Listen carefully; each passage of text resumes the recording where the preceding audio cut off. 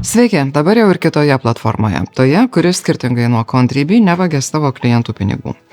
Šiandien jūsų dėmesį dar kelios dienos iš mano atostogų Ukrainoje. Iš tiesų, atostogų čia tik tiek, kad važiuoju su kitais pagalbą Ukrainai gabenančiais savanoriais į tas keliones laisvu nuo darbo laiku. Ir kiek galiu, tose kelionėse ir filmuoju. Kiek galiu, po to parodom čia redakcijoje. Galiu parodyti ne viską, nes tai keltų grėsmę kariams, jeigu iš kokių nors detalių būtų galima nustatyti tikslę jų buvimo vietą. Dėl to beveik nepamatysite vaizdo iš lauko arba jis bus paslėptas montuojant medžiagą. Šiandien truputį apie Ukrainos karių buitį, jų katinus, kaip jie gamina semenas ir tai, be ko neįsivaizduojamas šis didysis Rusijos karas prieš Ukrainą. Dronus.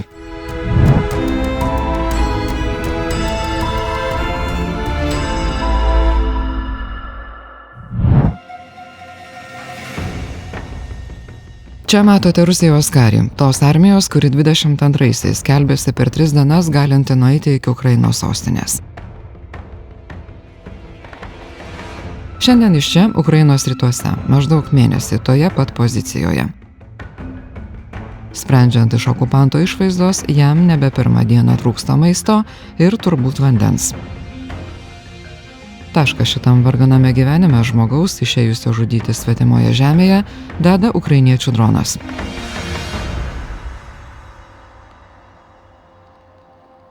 Ukrainiečiai naudoja įvairius dronus, nuo kainuojančių kelius $100 arba savos gamybos, iki tokių, kurie kainuoja tūkstančius, ir numesti sprogmenis ir žvalgyti, kur juos mesti. Populiariausias Mavikas įvairiose fronto vietose. Может, что-то есть им лучше, конечно, но как мы говорим о Mavic. Mavic дефицит становится все больше и больше. Ну и все, и, конечно, когда есть... Россияне очень любят, когда нету нелетная погода. Тогда они понимают, что мы вот так не владеем вот такой картиной, и, безусловно, мы становимся слабее, они это четко понимают. Поэтому они очень любят непогоду штурмовать. Dėl to šis karas labiausiai lig šiol dronų karas. Дрони на сьогоднішній день це очі підрозділу, нашого підрозділу, який воює. Ми бачимо противника, який висувається до нас. Техніку бачимо. Одні дрони – це очі, вони спостерігають за всім, а інші дрони – це вже зброя, яка знищує як техніку, так і ворога. Įvertinkite, prašau, tiems, kas nesupranta, kiek kainuoja sunaikinti tanką dronų ir kiek kitomis priemonėmis. Я зрозумів питання, але я вам не скажу точно, тому що я не підбивав для себе, скільки на сьогоднішній день коштує Джавелін. Він знає, коштує мільйони, а дрон на сьогоднішній день стоїть $400-450. Цей дрон камікадзе, який не вертається. Але за того, що їх мало, наші хлопці змогли розробити таке для себе. Як розробити? Ми не першопроходці, як кажуть, але в нас вдало це застосовується. Дрон вилітає, скидує, скид так називаємий, може запальничку скинути, або якийсь фугас, або маленьку міну 60-ту. Як на техніку, так і на ворога. І повертається обратно. Тому якось економимо. Виходимо. Я думаю, що коштує в сотні разів дешевше, ніж Джавелін. А танк, всі кажуть, 2 мільйони стоїть, 3 мільйони стоїть. Тому...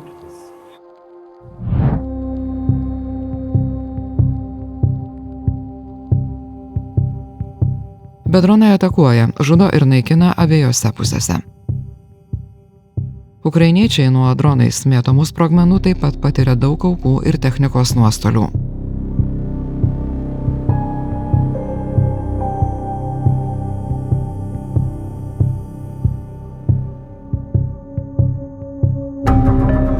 Šita rusų drono ataka automobiliui iš Lietuvos buvo paskutinė. Jį vairavęs karys spėjo išsigelbėti. Automobilis, kaip ir kito bataliono anksčiau matytas džipas, ne.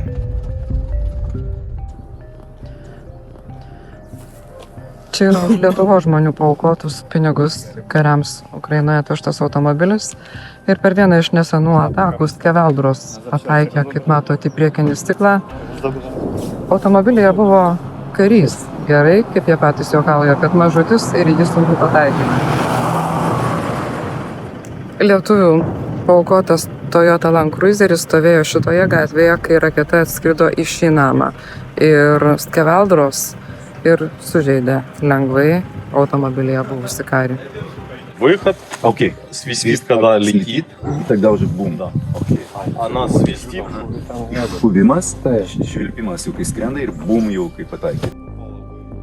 Nuo artilerijos apsaugos, tokios kaip nuo dronų atnešamų sprogmenų, nėra. Bet lietuviškos elektronikos prietaisus Ukrainos kariai mini pačiais geriausiais žodžiais. Зараз знаходжусь на позиціях і хотів подякувати вам. Отака у нас малютка стоїть. Оця одна малютка за останні 3 тижні посадила 64 FPV. Без неї б, звісно, було б дуже-дуже тяжко. Čia kaip tik ir matote, ką mato rusiškas FPV dronas, kai jį nepasiekusi nustatyto taikinio nutupdo Ukrainos kariai. Кстати, про соло и на себе как бы почувствовал, когда ставили мины. Я б не знаю, что мы без них бы делали, потому что, ну, когда эта штука летит и взрывается, где-то не долетая до тебя, чувствуешь себя комфортней. Включаем видео.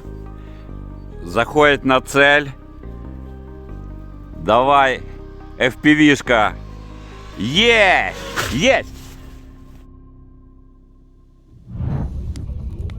Dronai toli gražu nėra atsakymas į visus klausimus, bet jie veiksmingi ne tik žvalgyboje, bet ir puolime, ir ypač kai trūksta kitos technikos ir amunicijos, vakarų žadamos ir tiekiamos nuosekliai pavėluotai ir per mažais kiekiais.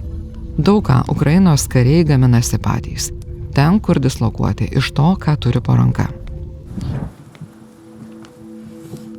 O čia tikrai minos ar tik tai ženklas? Да, там ми робимо бомби. Ну, всякі. Чатки, йдемте, я вам баню покажу. Хо-хо-хо-хо. Супер. Тут камінка стоїть у нас, ну поки тільки нагрівається на вечір. Neišleiskim šilumos. Tokiamis sąlygomis kariai gyvena po keletą mėnesių, priklausomai nuo to, kaip juda frontas. Priklausomai nuo to, ar turi kuo ginti savo pozicijas, ar gauna užtektinai priemonių, kad galėtų pasigaminti vietoje tai, kas įmanoma tokiamis sąlygomis. Ką spausdinat? Dronus? Ні, не дрони, печатаємо. Хвостовики, знаєте? Да, ми самі потім, ну, їх начиняємо. Скиди теж самі печатаємо все. Це все для роботи, повністю все. Зараз самоліт пробуємо зробити все. Ага. Теж печатаємо крило на 3D принтері. Тут уже покої, да? Так, тут, ну, тут прибрати. Ага. Просто багато людей живе тут. Ну і тут.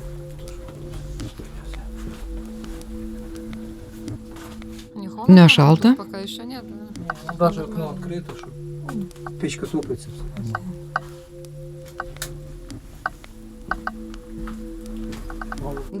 Dirbtuvė įspūdinga. А, ну, це ще так.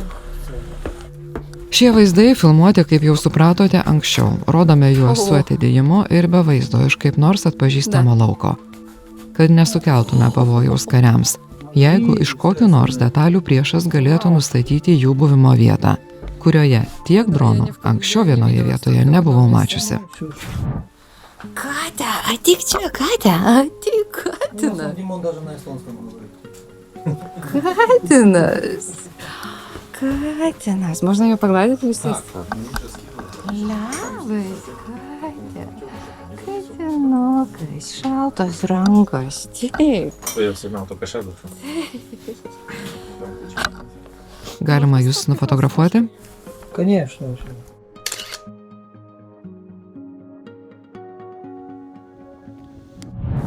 Пришла к нам кошка беременная на другую хату. Пришла беременная кошка и выгонять же. Мы ее откормили, Вона нам родила 4 кошечок.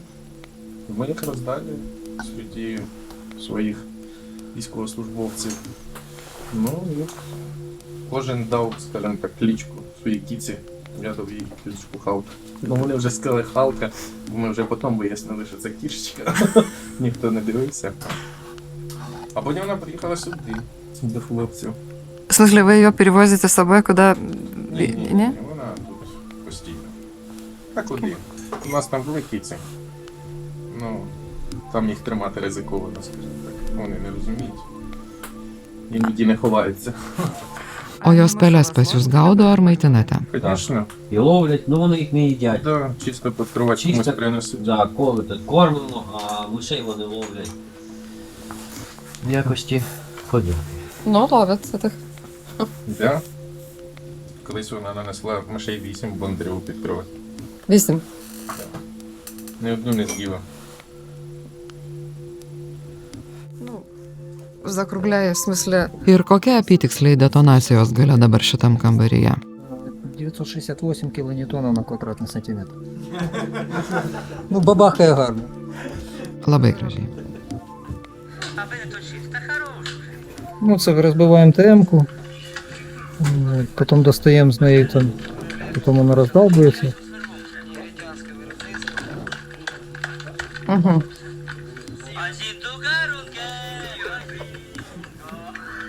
Полностью трезвый, тут я могу засвидетельствовать. Ну, що з ТМ-ки, а це із світляків елемент. Ir šituos nepalaužiamus karius rusai bando demotyvuoti iš oro mėtoma agitacija. Це такі агітаційні листівки у вигляді доларів, євро. Тут танки, техніка, наш президент. Розказують, агітують про те, що щоб ми здавалися, не воювали. Скидують на позиції з дронів, з мавіків вороги. Ну і відповідно говорять про те, що, як ми кажемо, як ми бачимо тут, за эти ценности ты гибнешь, и здесь флаг ЛГБТQ. Собственно, от якось так. Тільки може не на карті, а десь тут. ЛГБТ. Šiandien tiek apie atostogas Ukrainoje. Kai grįšiu iš kitų, irgi papasakosiu. Ačiū, kad žiūrit, ačiū, kad prenumeruojate ir remiate. Jeigu dar ne ir galėtumėte tai padaryti Patreon platformoje, redakcija būtų tikrai dėkinga.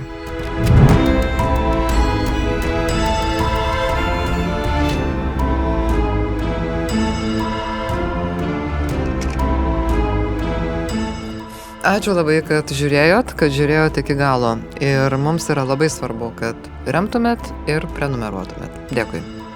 Nežinau, kaip čia buvo. Kažką netaip reikėjo sakyti, ne?